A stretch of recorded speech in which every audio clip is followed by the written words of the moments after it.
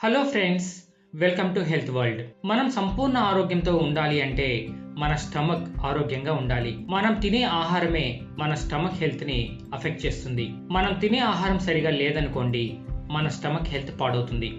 మన stomach health పాడైతే మన entire ఆరోగ్యం, సంపూర్ణ ఆరోగ్యం పాడైపోతుంది. కాబట్టి మన స్టమక్ హెల్త్ బాగుండాలి అంటే మనకు గుడ్ బ్యాక్టీరియా ఎంతగానో ఉపయోగపడుతుంది. బ్యాక్టీరియాల్లో రెండు రకాలు ఉంటాయి. ఒకటి గుడ్ బ్యాక్టీరియా, రెండవది బ్యాడ్ బ్యాక్టీరియా. బ్యాడ్ బ్యాక్టీరియా మనకు చెడు చేస్తే గుడ్ బ్యాక్టీరియా మనకు మంచి చేస్తుంది. గుడ్ బ్యాక్టీరియాలో చాలా రకాలు ఉంటాయి. వీటన్నిటినీ కలిపి స్టమక్ మైక్రోబియం అంటుంటారు. ఈ స్టమక్ మైక్రోబియం కరెక్ట్ ప్రపోర్షన్స్లో ఉండాలి. అన్ని రకాల బ్యాక్టీరియా సమపాలనలో ఉన్నప్పుడే మన స్టమక్ ఆరోగ్యం సంపూర్ణ ఆరోగ్యంగా మారుతుంది. పాతకాలంలో అంబలి అనే ఆహార పదార్థం ఉండేది, ఇప్పుడు కూడా ఉందనుకోండి. కూలికి వెళ్లే ప్రజలు పల్లెటూళ్లలో అంబలి తాగి కూలికి వెళ్తూ ఉంటారు. అది గొప్ప ఎనర్జీని ఇవ్వడమే కాదు, స్టమక్ హెల్త్ ని కాపాడుతుంది. ఆ అంబలిని ఎలా తయారు చేస్తారంటే, రాగి సంగటి రాత్రిపూట మిగిలిపోతే దాంట్లో నీళ్లు వేసి కలిపేసి పొద్దున్నే కాస్త ఉప్పు, మిరపకాయ యాడ్ చేసి మజ్జిగలో కలిపి సేవిస్తూ ఉంటారు. అది నిలువ ఉండడం వల్ల, పులియడం వల్ల దాంట్లో ప్రోబయాటిక్ బ్యాక్టీరియా బాగా డెవలప్ అవుతుంది. అది గట్ హెల్త్ ని కాపాడడంలో చాలా బాగా ఉపయోగపడుతుంది. ఆ అంబలితో సమానమైనటువంటి మన కడుపుకి ఆరోగ్యాన్ని ఇచ్చే పాపులర్ ఫుడ్స్ గురించి ఈ రోజు వీడియోలో తెలుసుకుందాం. మొదటి ఫుడ్ ఏంటంటే కర్డ్ ఆర్ యోగర్ట్. యోగర్ట్ కి కర్డ్ కి ఏంటి డిఫరెన్స్?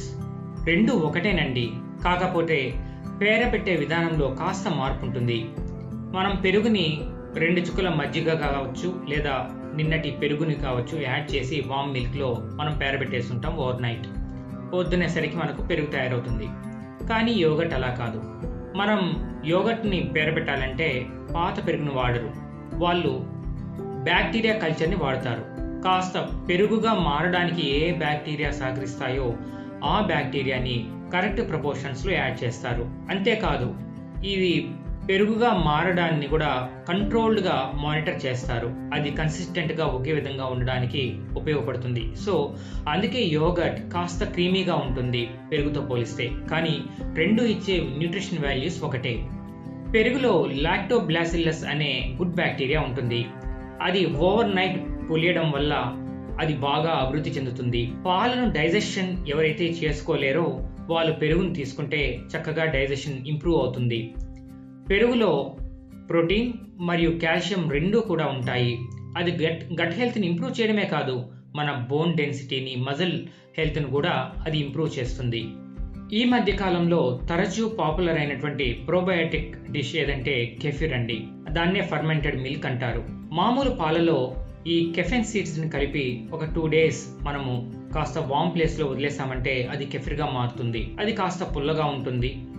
ప్లస్ దాన్ని సేవించి స్టమక్ హెల్త్ ని కాపాడుకునే వాళ్ళు కూడా రోజు రోజుకి పెరుగుతున్నారు. సో ఈ కెఫిర్ వల్ల ఏమవుతుందంటే ఈ స్టమక్ లో మైక్రోబియం డైవర్సిటీ అనేది పెరుగుతుంది. మామూలుగా అందరూ అనుకుంటారు ప్రోబయాటిక్ బ్యాక్టీరియా ఒక్కటే సరిపోతుంది అని. కానీ ఈ ప్రోబయాటిక్ బ్యాక్టీరియాలో చాలా రకాలు ఉంటాయి. అన్ని రకాల బ్యాక్టీరియా సమపాలలో ఉన్నప్పుడే అవి రిలీజ్ చేసే కెమికల్స్ కూడా సమపాలలో ఉంటాయి. అప్పుడే మన గట్ హెల్త్ అనేది కాపాడబడుతుంది. కాల్షియం మరియు ప్రోటీన్ మరియు బి విటమిన్స్ కావాల్సిన వాళ్ళు ఈ కెఫిర్ తాగినట్లయితే అవి సమపాలల్లో మన బాడీకి అందుతాయి. ఇక మూడవ డిష్ ఇడ్లీ మరియు దోశ అండి.